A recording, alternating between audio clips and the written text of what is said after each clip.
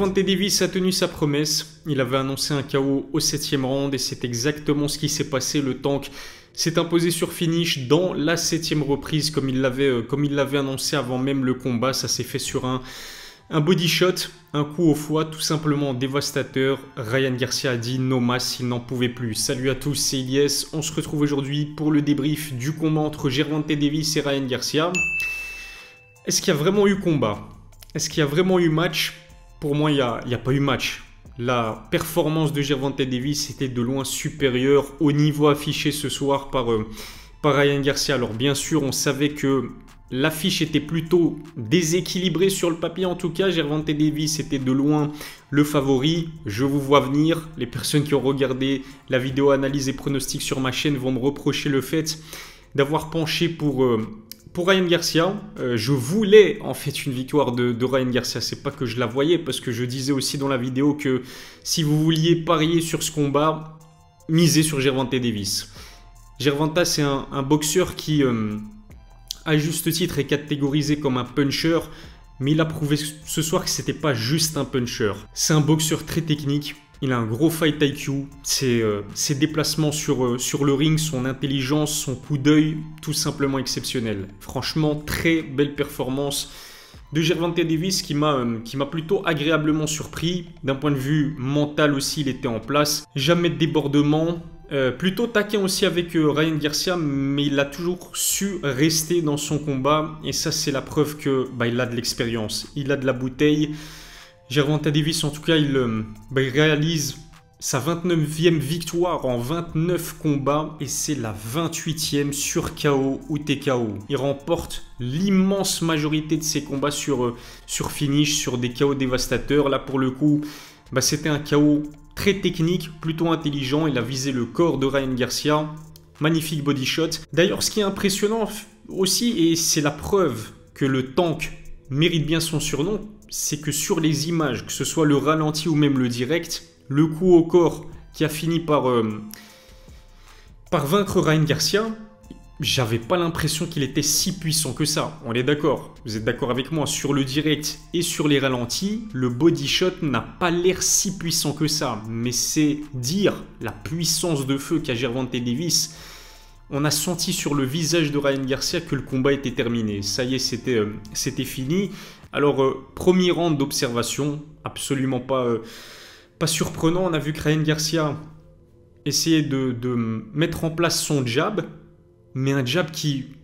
il était mou en fait, son jab. J'ai trouvé que son jab ne servait à rien, pratiquement, si ce n'est à tenir la distance. Parce que c'est vrai que le boxeur des deux et de loin, qui était le plus grand et qui avait un avantage en allonge, c'était Ryan Garcia. Il avait du coup tout intérêt, surtout face à un boxeur aussi dévastateur que Gervonta Davis, de tenir la distance, mais de marquer des points avec son jab. Je pense que son jab, au-delà de marquer des points, c'était surtout pour préparer son crochet. On sait que le crochet gauche, c'est l'arme de prédilection de Ryan Garcia. Il l'a envoyé à quelques reprises, mais je me demande s'il a réussi à toucher à un moment donné Gervonta Davis. Le boxeur le plus actif des deux, c'était Ryan Garcia.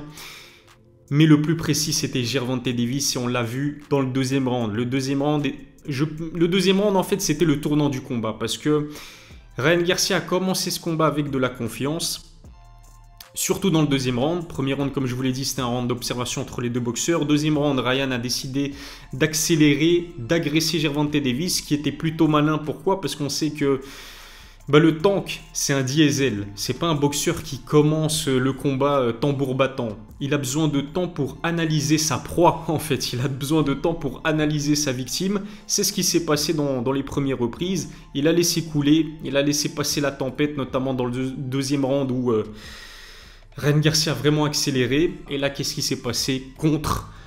Contre dévastateur. Encore une fois, un contre supersonique envoyé par Gervonta Davis qui a envoyé Ryan Garcia au tapis. On sait que Ryan, avant ce combat contre Gervonta Davis, son plus gros test, c'était contre Luke Campbell, qui est un ancien médaillé d'or olympique, mais qui n'a pas la puissance de Gervonta Davis, qui n'a pas le coup d'œil de l'Américain, qui a réussi quand même à knockdown Ryan Garcia. C'était le premier knockdown de sa carrière. Comparaison n'est pas raison, mais c'est vrai qu'on pouvait se dire que si Luke Campbell avait réussi à contrer et à knockdown Ryan Garcia, il y avait des chances pour que Gervonta Davis le réussisse, le fasse, et c'est exactement ce qui s'est fait. Et pourquoi je vous disais tout à l'heure que c'était un round décisif, c'est que ça a coupé toute envie de Ryan d'aller agresser Gervonta Davis. Je pense que ça lui a fait peur en quelque sorte. Il s'est dit que faut pas que je me montre trop agressif, faut pas que j'avance trop en étant trop imprudent, parce que le mec en face, certes, il est beaucoup plus petit que moi,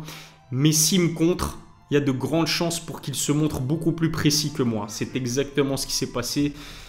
Et puis, tout au long du combat, Gervonta Davis a aussi montré qu'il avait une défense incroyable. Je le disais aussi dans l'analyse et les pronostics enregistrés avec Ibrahima Diallo, qui lui-même est un boxeur professionnel, 7-0. Et Ibrahima avait raison, c'est-à-dire que la question que je lui ai posée, c'est de savoir si Gervonta ne prenait pas trop de coups pendant des combats. On l'a vu contre Santa Cruz, il se prend 3 droites, et ensuite il envoie son uppercut qui tue, qui détruit Santa Cruz, qui n'avait jamais encaissé de KO avant ce combat-là. Et Ibrahima, ce qu'il m'a dit, et c'est très juste, c'est que Gervonta, il est tellement intelligent qu'il sait contre quel boxeur il peut se permettre de prendre des coups. Santa Cruz venait des catégories de poids en dessous. Il s'est dit qu'il n'y avait pas de danger de mort. C'est-à-dire qu'il pouvait se permettre de prendre des coups. Il y avait très peu de chances pour qu'il termine KO. Contre Ryan Garcia, c'est ça qui est bien avec Gervonta. C'est que certes, il a de l'ego, comme tous les grands champions ont de l'ego, mais il est intelligent. Il savait qu'il ne pouvait pas se permettre d'aller à l'abordage sans se méfier du crochet gauche, qui est encore une fois l'arme de prédilection de Ryan Garcia. Il a montré une défense impeccable. C'était Mayweatheresque, j'ai envie de dire. D'ailleurs, avant que le combat se termine sur fini, je trouvais qu'il y avait des similitudes, toutes proportions gardées, avec Floyd Mayweather, Canelo Alvarez, même si on sait Gervonta Davis n'est pas Floyd Mayweather et Ryan Garcia n'est pas Canelo Alvarez, mais c'était une démonstration.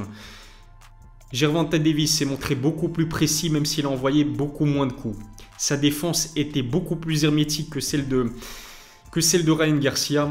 Non, franchement, il y avait pas match et j'étais déçu parce que je m'attendais à ce que le combat soit un minimum équilibré. Encore une fois, sur le papier, ce n'était pas le cas parce que Gervonta Davis est champion dans 3 catégories de poids différentes.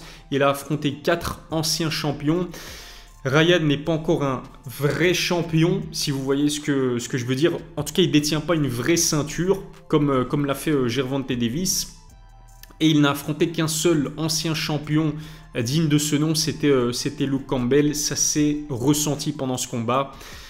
Je pensais qu'on aurait droit à des débats beaucoup plus équilibrés, beaucoup plus disputés, mais il y avait une classe d'écart entre les deux boxeurs. C'est dommage parce que pour la beauté du geste, comme je l'avais dit encore une fois dans la précédente vidéo, j'aurais aimé que Ryan Garcia s'impose. Pourquoi? Parce qu'ils ont signé une clause de rematch aussi. Et le rematch n'aurait pu avoir lieu uniquement que si Gervonta Davis perdait ce combat. Gervonta a remporté les débats haut la main. On n'aura pas droit à un Gervonta Davis-Ryan Garcia avant belle lurette. Je pense que Ryan doit accumuler encore de l'expérience. Son footwork, je l'ai trouvé vraiment pas terrible. Il était beaucoup trop statique, pas assez en mouvement. Sa défense, elle n'était pas terrible, même si on sait qu'il n'a jamais montré une grosse défense. Ryan Garcia, Gervonta Davis a critiqué les head movements aussi de son adversaire. Ça me fait mal de le dire, mais pour l'instant, depuis le début de sa carrière professionnelle, peut-être que Ryan Garcia ne se limite qu'à un crochet gauche. Et peut-être qu'il se repose trop dessus. D'ailleurs, il n'y a quasiment aucun crochet gauche qui est passé ce soir. Et les meilleurs coups de Ryan, si je me souviens bien, c'était des droites. Or, on sait que j'ai pas souvenir en tête que Ryan Garcia ait remporté des combats sur KO grâce à sa droite. Il doit encore élargir sa palette. Il a énormément de choses à apprendre. Mais je vais pas retourner ma veste. Oui, je voulais que Ryan Garcia remporte ce combat. Et je trouve aussi que sa mentalité, elle est positive pour la boxe anglaise. Parce que de mémoire, c'est lui qui a toujours appelé à ce que ce combat se fasse. Alors que Gervonta Davis, il fait peur à toute la catégorie des légers. Alors je sais que le combat se faisait en catchweight, en dessous des 62 kg. On va y revenir aussi un petit peu plus tard dans cette vidéo. Il fait peur à tout le monde, le tank. Parce qu'il met quasiment tout le monde sur ses fesses où il laisse tout le monde inconscient. C'est un boxeur qui sait avancer, qui sait boxer en reculant aussi. C'est un excellent contreur, c'est un excellent agresseur. Il a une très bonne défense, il est intelligent. C'est un monstre. Ryan Garcia n'a jamais eu peur devant ce challenge, devant ce défi. Le résultat, il est loin d'être positif. Il s'est pris une masterclass de la part de Gervonta Davis. Mais merci Ryan. Merci Ryan parce que je pense qu'il a une énorme part dans le fait que ce combat s'est fait. C'est un combat que les fans de boxe attendent depuis plusieurs années maintenant. Merci Ryan parce que je pense qu'il y a eu une grosse part de responsabilité dans le fait que ce combat s'est fait, notamment parce qu'il y avait l'histoire du catchweight pour que ce combat se fasse en dessous des 62 kg et surtout la clause de réhydratation, c'est-à-dire que des deux, naturellement, physiquement parlant, le plus imposant physiquement des deux, c'est Ryan Garcia. Et en fait, l'équipe de Gervonta Davis, avec cette clause de réhydratation, a empêché Ryan de prendre trop de poids après avoir validé sa pesée. On sait que c'est très courant dans le MMA, notamment à l'UFC. C'est un peu moins le cas en boxe, mais pour avoir un ascendant physique sur son adversaire, certains boxeurs se déshydratent, perdent énormément d'eau, valident leur pesée et ensuite ils peuvent reprendre jusqu'à 5, 6, 7 kg après s'être réhydratés. Là, les deux boxeurs ne pouvaient pas dépasser les 67 kg maximum, chose que les deux boxeurs ont respectée. Et c'était justement une stratégie mise en place par l'équipe de Gervonta Davis pour empêcher Ryan Garcia d'avoir un avantage physique. Malgré ça, malgré le fait que Gervonta était le A-side, pareil en ce qui concerne les diffuseurs, la soirée était diffusée par Showtime, alors que Ryan Garcia, lui, il est de l'équipe DAZN. Malgré toutes ces demandes de la part de Gervonta Davis et son équipe, Ryan a accepté le combat. Merci Ryan, parce que il est temps. Il est temps que les amateurs de boxe aient enfin droit au combat, au vrai combat, des combats entre deux boxeurs invaincus comme c'était le cas, deux jeunes boxeurs au sommet de leur art, même si Ryan Garcia, je pense, n'est pas à son prime. Que ce soit techniquement ou physiquement, il n'est pas à son prime, mais vous voyez ce que je veux dire. Deux boxeurs populaires aussi.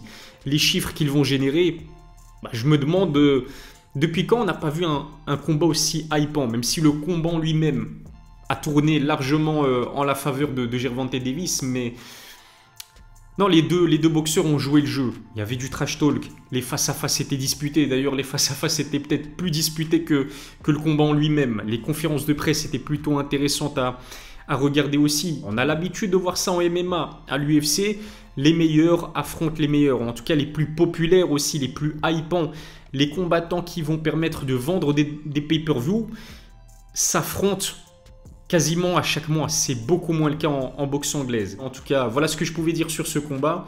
Gervonta Davis s'est imposé sur finish, sur TKO dans la 7e reprise après un énorme body shot. Dites-moi ce que vous avez pensé de ce combat. Abonnez-vous à ma chaîne, activez la cloche pour recevoir les notifications, lâchez un pouce bleu, ça fait toujours plaisir. Je vous remercie de m'avoir suivi. Je vous donne rendez-vous très vite pour une nouvelle vidéo. D'ici là, prenez soin de vous.